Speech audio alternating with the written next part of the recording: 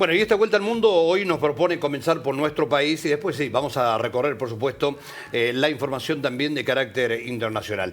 Doctor Pablo Hueve, ¿cómo le va? Bienvenido. Un placer, Jorge. Nuestro saludo para nuestras compañeras y compañeros de la producción, el control central y para todas y todos ustedes allí detrás de la pantalla. Bueno, ¿cómo pasó el fin de semana? ¿Bien? Bien, tranquilo. Cuando no juega San Lorenzo estoy tranquilo. Ah, bien.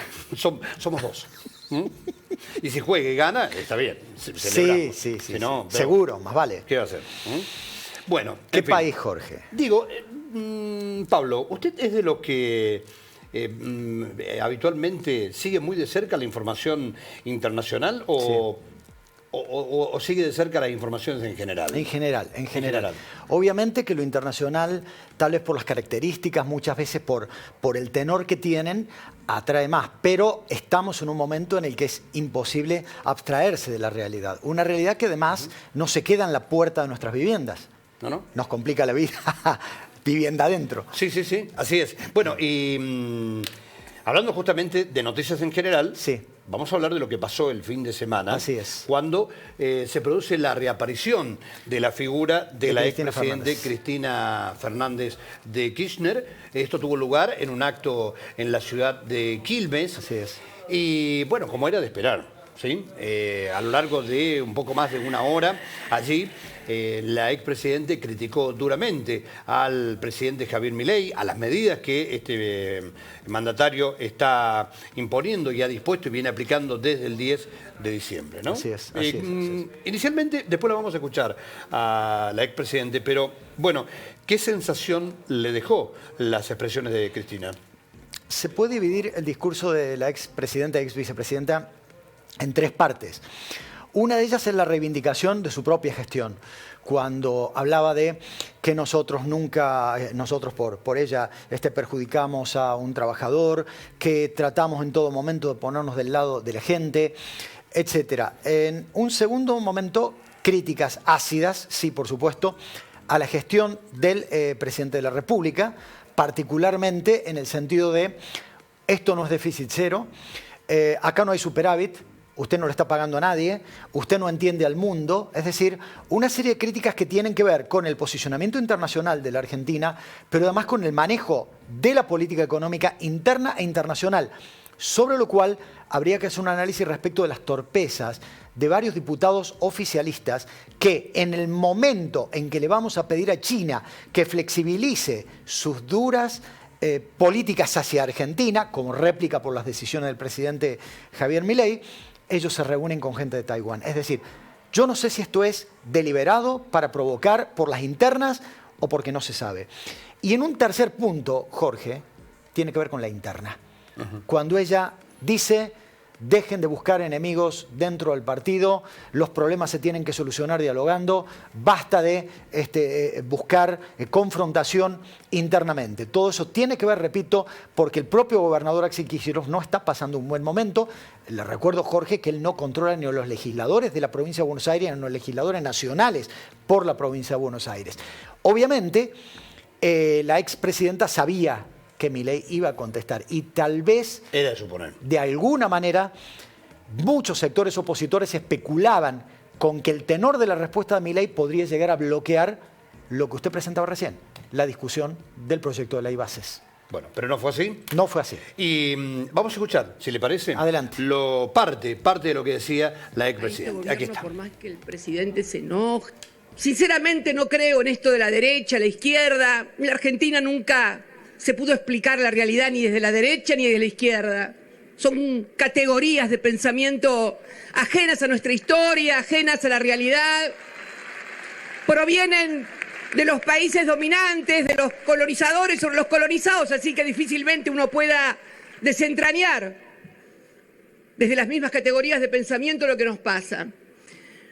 Pero la verdad que cuando escuché, por ejemplo, congratularse por el déficit público, por el superávit público del primer trimestre y bueno, y resulta que no pagaste el CAMESA, la energía, no pagaste las obras públicas, no pagaste lo que le debes a las provincias, no pagaste lo que le debes a las universidades. Es como ustedes en su casa, después de no haber pagado la luz, el gas, el agua, las expensas, el alquiler, la señora que trabaje, la niñera, digan, tengo un superávit. No, hermano, no tenés superávit. No es cierto. No es cierto. Mirá todo lo que debés. ¿Superávit de dónde? No, no tenés superávit. Y hubo un plan que es lo que le falta a este gobierno, por más que el presidente se enoje y haga caritas y burlitas y todas esas cosas, no tiene plan de estabilización. Mire cómo se lo digo, no tiene plan de estabilización. Que sí lo tuvo, que sí lo tuvo, que sí lo tuvo el gobierno anterior, que fue la convertibilidad. Una convertibilidad sostenida, además, por la venta del patrimonio nacional y por el endeudamiento. Entonces, ¿cuál es el problema de este presidente que dice que el Estado no tiene fallos, que los empresarios son héroes, aún los que... El problema que tiene que es muy dogmático. Y entonces él quiere acomodar la cabeza al sombrero. No, presidente. Cuando el sombrero no entra, no achique la cabeza, agrande el sombrero. Es por ahí. Es por ahí. Es por ahí. Y si lo hace, lo vamos a ayudar, porque nadie quiere que le vaya mal. Porque si le va mal a usted, le va mal a todos los argentinos.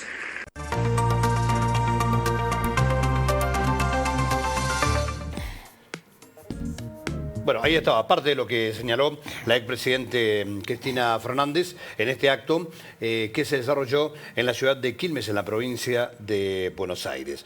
¿Una aparición esperada o no, Pablo? Sí, esperada por varias cuestiones. Primero, por la interna del Partido Justicialista, que es bastante salvaje.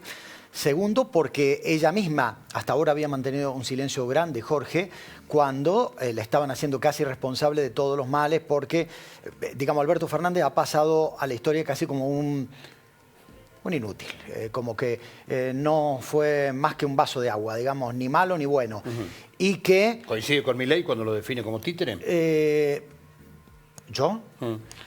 No lo creo, pero sí creo que se equivocó de enemigo. Y me parece que Alberto Fernández creyó más que era un gobierno que podía sostener a la Argentina con buenos modales, y confrontando con quien aparecía como la villana de todo esto para ciertos sectores hegemónicos, como Cristina Fernández, antes que tomar decisiones fuertes.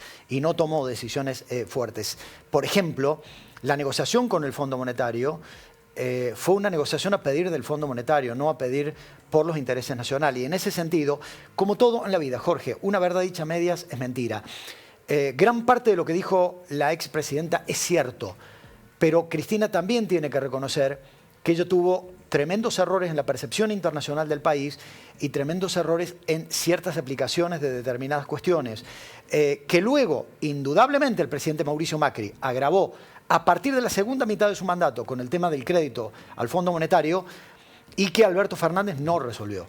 Ahora, uno le pediría al señor presidente de la República moderación. Un presidente creo que tiene hasta otro lenguaje para dirigirse a la oposición. Él es el presidente de la República, no el presidente de un partido. En el momento en que asume la presidencia, él es el presidente de todo un país, no de una facción o de un sector. Sí, escuchando la exposición de Milei en la Fundación Libertad, da la sensación de que en realidad maneja un vocabulario más de índole familiar, de una charla entre amigos, una charla de bar entre amigos, más que la de un jefe de Estado. Pero bueno, no nos vamos a detener en esto. Así pasó entonces el discurso, las palabras de la expresidente Cristina Fernández en este acto en Quilmes, donde, bueno, decías Pablo, mucho de lo que dijo tenía razón. Sí, lo que no hizo tampoco fue reconocer de que Alberto Fernández había sido ella quien lo eligió para determinado lugar, que ocupara la presidencia de la Nación. Totalmente, y no se hace cargo. Y no se hace cargo. Vamos a repasar rápidamente lo que dijo el presidente Javier Milei. Sí. Sí, Milei defendió los 5 primeros meses de la gestión y habló de las primeras consecuencias de su programa económico a futuro. Y lo decíamos, cuestionó con dureza a la expresidente y sostuvo, Cristina Kirchner sigue abrazada a un modelo que destruyó a la Argentina. Y fíjate que hay algo, Pablo, que llama la atención, ¿no? Porque dijo, sería maravilloso enfrentar a Cristina en la próxima elección presidencial y planteó que ganarle sería divertidísimo e implicaría ponerle fin a la historia más negra de la Argentina después de la dictadura.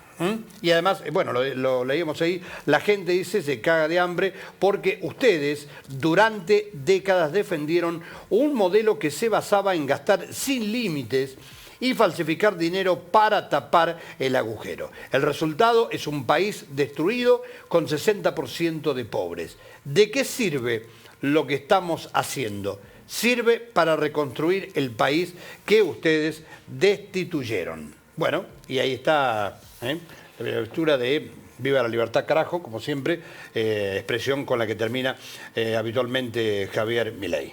Así es. Bueno, Cristina no se hace cargo que ella lo eligió a Fernández para que ocupara la presidencia, pero parece que Milei tampoco se hace cargo de lo que ha pasado del 10 de diciembre hasta acá, y que no es poco. No, y además una lectura de la historia bastante sesgada, ¿no? Yo quisiera preguntarle al señor presidente de la República, ¿qué país del mundo? Elija, presidente, tiene 194 países. ¿Qué país del mundo salió adelante con políticas de ajuste cuando está padeciendo una crisis? Se lo contesto yo, presidente, ninguno. ¿Sabe lo que llama la atención? Es que uno escucha hablar a los funcionarios, y los que han pasado Y los que han también. pasado, sí, sí. Sí. No solamente nos vamos a detener a hablar de Milei, No, y por los que han favor. pasado. Pero me da la sensación, y corregime Pablo si no es así, que a un país se lo saca con trabajo, con producción. No cabe otra. A Pero un país que no no veo tiene que acá se hable dólares. de esto. Pero es que no estamos fomentando la exportación, no estamos fomentando la inversión, no estamos fomentando el empleo y creemos que la inflación es culpa de Juan Pueblo, que en lugar de comprar un paquete de arroz compra 2. No, la inflación tiene causas mucho más profundas que no tienen directamente que ver con el consumo, sino con una estructura productiva, con una estructura impositiva y, por supuesto, con un contexto político. Bien. Bueno, cerramos la ventana al país, pero Cerramos. abrimos una ventana al ámbito internacional y concretamente vamos a posarnos en España donde, cuántas idas y venidas. Tremendo, Y Jorge. cuántas versiones en realidad, porque, claro, había quienes decían que renunciaba Pedro Sánchez como jefe del gobierno español, otros decían, no, pidió solo un tiempo para meditar qué decisión va a tomar. Bueno, y recientemente se ha conocido la información de que Pedro Sánchez sigue al frente del gobierno español. Fue No muy se va. duro, fue muy duro lo de la semana pasada, donde la oposición hace público un informe de un organismo que supuestamente vela por la cuestión de la transparencia, donde decía que la esposa del presidente español, Pedro Sánchez, estaba directamente vinculada a un grupo que genera informes y que esos informes tenían que ver con empresas que contrataban con el Estado español. Es decir, le imputan a la esposa del presidente un delito que es el favorecimiento o que venta de influencia. La verdad que la propia empresa de la cual el Partido Popular toma esa denuncia salió a decir, no, mire, los datos que manejamos no son fehacientes, están sujetos a análisis y pueden ser falsificados. Lo concreto es que una semana con el Partido Popular y la gente de Vox, que son franquistas, aprovechando que el 12 de mayo se vota en Cataluña, Jorge, y donde hay una fuerte pelea, donde el Partido Socialista puede, y yo creo que va a ganar, las elecciones regionales. La cuestión es que parece que los políticos son iguales en todos lados. Entonces, no importa a quién hay que pegarle con tal de lograr un votito más. Atacar a una persona, a una familia, hizo que el presidente Sánchez dijera, la frase fue, voy a decidir qué hago porque es muy difícil mantenerme en esta situación. Hoy, en un escrito, a la mañana, hora argentina, dijo que es la tarde, hora española, dijo que tenía más fuerza que antes para continuar. Y, por supuesto, esto va de la mano con la fuerte presión del Partido Popular y Vox en el Congreso, pero de la mano de los movimientos independentistas que le han dicho, presidente, acuérdese de los exiliados que tenemos en España gracias al Partido Popular de Rajoy. No le tiemblen las piernas, presidente, y siga adelante. Bueno, se vienen las elecciones en Cataluña. ¿Querés saber qué más dijo Pedro Sánchez? Adelante, por favor. He decidido seguir con más fuerza si cabe al frente de la presidencia del Gobierno de España. Esta decisión no supone un punto y seguido, es un punto y aparte, se lo garantizo. Por eso asumo ante ustedes mi compromiso de trabajar sin descanso, con firmeza y con serenidad, por la regeneración pendiente de nuestra democracia y por el avance y la consolidación de derechos y de libertades. Asumo la decisión de continuar con más fuerza si cabe al frente de la presidencia del Gobierno de España.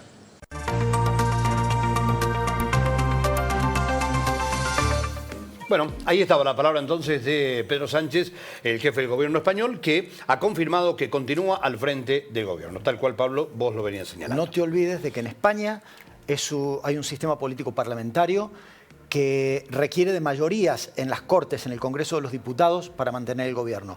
Pedro Sánchez está montado sobre una coalición muy endeble, porque hay partidos minoritarios que le han dado 1 diputado, 2 diputados, 5 diputados, y que con que uno de esos bloques se separe, se cae el gobierno. Y el parlamentarismo implica que si en el lapso de 2 meses no hay un nuevo gobierno, España tiene que ir de nuevo a elecciones generales. Lo que ha hecho el presidente Sánchez es garantizar, al menos por ahora, hasta que se voten los presupuestos, porque ahí hay que ver si se le aprueban los presupuestos, si no lo aprueban el gobierno cae, al menos por 2 meses más España tiene gobierno. Bien.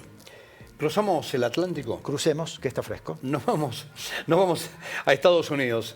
¿Por qué? Porque allí aumentan las protestas en las universidades por lo que está ocurriendo con la guerra en Gaza. ¿Y qué pasa? Algunas universidades han dispuesto cerrar sus puertas. O sea que las protestas estudiantiles a favor de Palestina continúan expandiéndose. Mientras la guerra en Gaza entre Israel y el movimiento terrorista Hamas parece no tener fin. Fíjate que la Casa Blanca en Estados Unidos insistió en que las manifestaciones sacuden las universidades de Estados Unidos, que en las últimas semanas han pedido protestas pacíficas, pero aún así la policía ha arrestado casi 300 personas en 4 campus el fin de semana. Y algunas universidades han dispuesto cerrar el campus justamente por esta situación. Te cuento, Jorge, contame, que la situación es muy delicada, inclusive por la historia.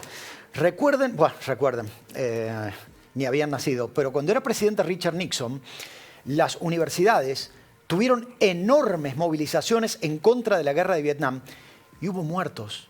La Guardia Nacional los enfrentó a balazos, murieron, y el propio presidente Richard Nixon se escapó una noche de la Casa Blanca para cruzar el mall, que se llama esa avenida, que termina en el Memorial, y allí tuvo un encuentro con estudiantes universitarios a donde él trató de explicarles lo que estaba pasando, y los estudiantes le dijeron: presidente, ¿por qué no respeta la voluntad de un pueblo que es el pueblo vietnamita? Y él dijo: niña, hay mucho más de lo que usted o yo podríamos decidir hoy. Y una estudiante le dijo: no puede, ¿verdad? Aunque usted quisiera detener la guerra, usted no puede, porque hay intereses que son más fuertes que usted, ¿verdad? Y él dijo: porque entiendo al Estado, es que estoy manejándome con prudencia. Y la chica le contestó: pero parece que usted estuviera definiendo un animal salvaje. Entra la guardia y se lo lleva a Nixon. Y cuando Nixon sube al vehículo dijo: ¿te das cuenta?, le dice a su secretario privado, esa niña tiene 18 años y definió al Estado de una manera que yo necesité 40 años de vida pública. Es un animal salvaje. Hoy, ¿qué tenemos? Un movimiento estudiantil que está pacíficamente manifestando, pero un movimiento estudiantil que ha hecho que a los ojos del Estado de Israel, el gobierno de Israel acuse al gobierno de Estados Unidos de pasividad frente a lo que Netanyahu, con una ligereza increíble, dijera que el antisemitismo está en las universidades norteamericanas. No, Netanyahu, las categorías son de un enorme gris, no de blancos o negros. No todo es antisemitismo. Tal vez, Netanyahu, usted esté haciendo mucho para que Hamas sea más popular que antes. Pablo, un gusto como siempre escucharte. El gusto es para mí, y manifestar la emoción, le decía fuera de cámara, por todos los saludos que he recibido hoy con motivo del Día del Animal. No voy a decir, me pliego a ello. Pablo, le deseo que pase un feliz día el próximo 1 de mayo. Lo mismo. ¿Eh? Y Sí. para todas y todos, quienes trabajan, quienes tienen ese placer, ese privilegio, porque hoy es un privilegio, y para quienes no, se los acompaña y lucharemos para que en Argentina no falte ni la esperanza ni el trabajo. Feliz día. Feliz día. Adiós. Gracias, Pablo, muy amable. Que ande bien. Un gusto realmente.